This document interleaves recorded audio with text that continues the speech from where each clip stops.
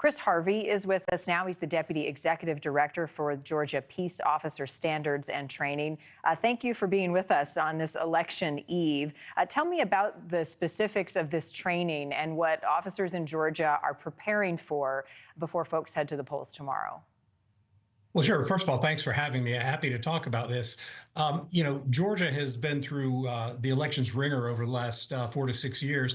And, I was the state election director from 2015 to 2021. And so having seen it firsthand, I realized that elections were going to continue to be contentious. The political atmosphere is more polarized probably than ever. And that election events, voting, tabulation centers, post-election audits were likely to bring tense situations, possibly volatile situations that law enforcement would have to respond to.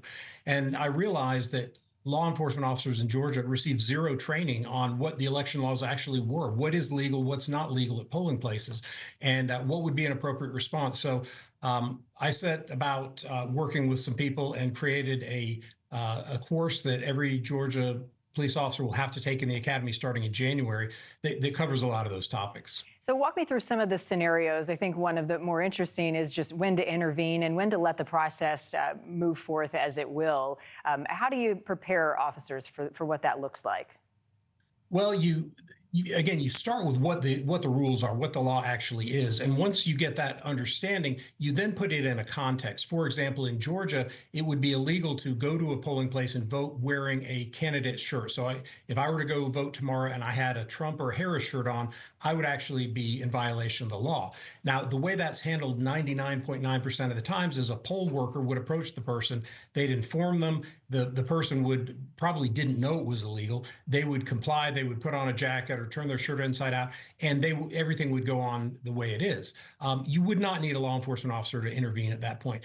But given the atmosphere we're in, if the situation were to get more confrontational, if the person became disruptive or it broke into disorder, then you would need a law enforcement officer to step in and provide public safety and order. And that's a political situation that we haven't really been dealing with prior to 2020. And so we just want to make sure that if a law enforcement officer has to intervene, they know what they're doing, they know what the rules are. But at the same time, we want to make sure that they understand their proper role, that they are not there to be the star of the show.